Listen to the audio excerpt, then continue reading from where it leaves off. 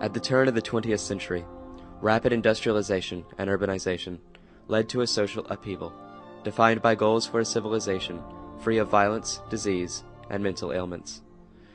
However, the means by which this utopian society would be attempted would include some of the most profound ethical violations in the history of the United States.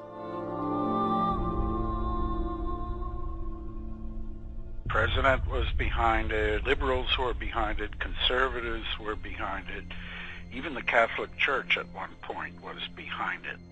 Intense growth of American industry, agricultural mechanization, and widespread immigration led to the first major migration away from the farms and into the city, which was now expanding faster than adequate housing could be provided. The solution to the modern problems of an industrialized society required increased government involvement in the social sphere, a philosophy known as progressivism. The construct of scientific management offered a methodical means of social engineering. Geneticists of the age could prove, through the use of human pedigrees and their knowledge of plant and animal genetics, that degeneracy was an inheritable trait. It seemed only right that if a society free of all mental and physical ailments, free of violence and crime, illiteracy and foolishness, it seemed only right to end the reproductive capabilities of people expressing these traits. Eugenics was the result of an America unwilling to make social changes, an upper class fearful of its laboring counterparts. Eugenics placed the blame of a social quandary on individual races and classes, and thus freed from culpability the industrial, scientific, and political barons of the time.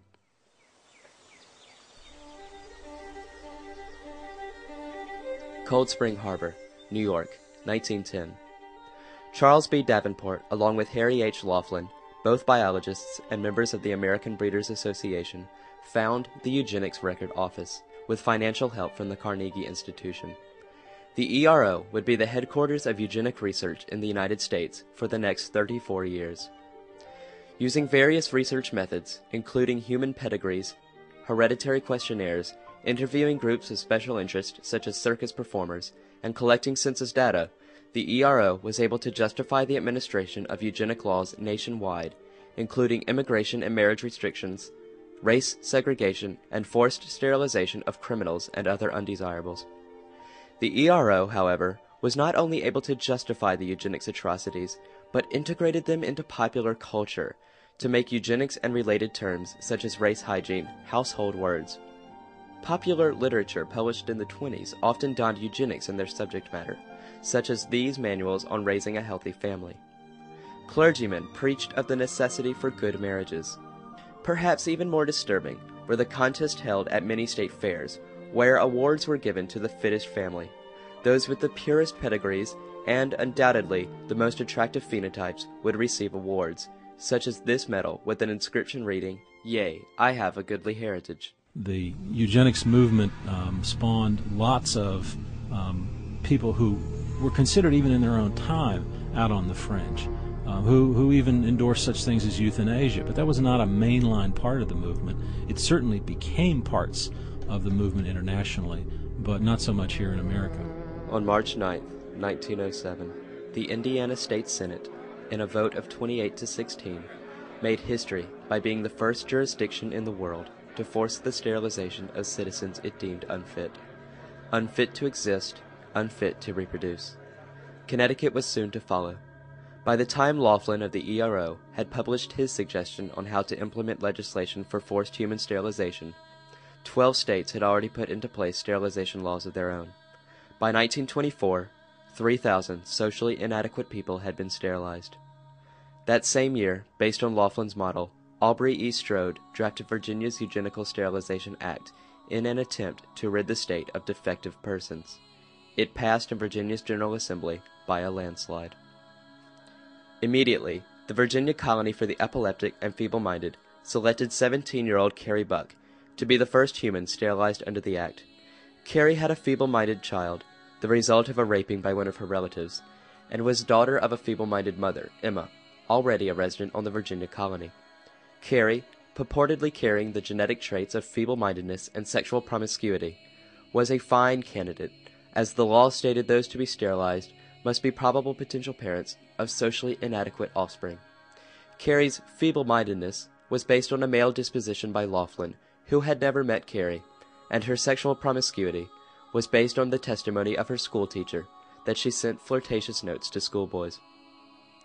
Carrie became the first person in Virginia to be sterilized under the new law on October 19, 1927. In the words of Justice Oliver Wendell Holmes, official deliverer of the opinion of the United States Supreme Court in the case of Buck v. Bell, "It is better for all of the world if instead of waiting to execute degenerate offspring for crime, or to let them starve for their imbecility, society can prevent those who are manifestly unfit from continuing their kind. 3 generations of imbeciles are enough." Vivian, Carrie's feeble-minded daughter, received B's on her first-grade report card. Buck v. Bell justified the sterilizations of over 8,000 Virginians. Over the history of the United States, 33 states have enacted statutes under which 60,000 Americans underwent compulsory sterilizations. To this day, Buck v. Bell has never been overruled. Nazi Germany embraced the eugenics movement from the United States and just upped it in its efficiency. It should now be apparent that Germany's racial theories did not take place in a vacuum, nor can the fundamental philosophies and beliefs that would eventually lead to the atrocities of the Nazi state be attributed solely to German authorities. In fact, German scientists expressed a great affinity towards U.S. eugenic laws. A young Adolf Hitler wrote positively of the U.S.'s immigration restrictions, more specifically how the law refuses immigration on principle by simply excluding certain races for naturalization, in his book Mein Kampf. Shortly prior to mobilizing the most comprehensive eugenics legislation in modern history, Gerhard Wagner, head of the National Socialist Physician League, stated that America's eugenic policies should be used as a model for Germany to follow. Marie Kopp of the American Committee on Maternal Health proclaimed that the Nazi system of seeking out those to be sterilized was administered in entire fairness and was formulated after careful study of the California experiment, which had been responsible for 2,500 of the 3,000 involuntary sterilizations in the U.S. prior to 1924. The ERO boasted on how the German statute on race hygiene read almost identical to Laughlin's model sterilization law.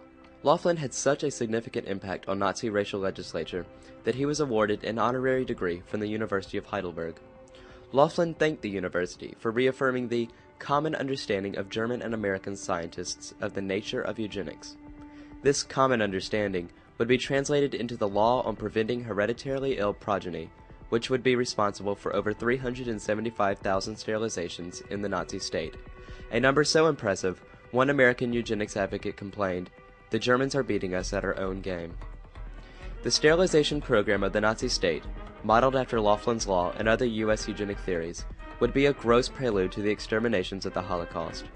But even before the gas chambers were opened for the racist and anti-Semitic persecutions we know all too well, they were opened, in October 1939, for the systematic murder of the mentally ill citizens of Germany. Sadly, this practice was not faced with nearly as much stigmatism within the states, as euthanasia had long been discussed by American eugenicists as a solution for the feeble-minded. So when people saw how eugenics can easily be abused by the power of the state, they said, that's it. This is a monstrous idea that you should keep a distance from. It is now the dawn of the 21st century, and advancements in technology and medicine have excelled beyond even the most ambitious of projections. Science that eugenicists of the 20th century could only have dreamed of appear in our news every single day. Of stem cell research and picking the genes of our children. Cloning of embryos for their destruction. They've discovered stem cells in a new place. The embryo has a genetic disease. Genetic test. Is it a danger? It's always a danger when there are technologies that can be used and abused. And I think that the history of the eugenics movement tells us when a technology actually exists, people will try to use it, sometimes for reasons it was never intended to be used. With the mapping of the human genome, prenatal testing, implantation genetic diagnosis, therapeutic cloning, and stem cell therapy, we find ourselves entering a promising world of genetic medicine. It is with this great power, however, that comes the need for even greater responsibility, sensitivity, and accountability. Humanity truly does now possess a powerful tool for good. However, we must heed the warnings sounded by the coercive legislation and beliefs of the eugenics movement before we may venture into the frontier of modern genetic medicine. Tragedy may very well give way to triumph, but how that will be recorded in the history books of tomorrow will be determined by our actions today.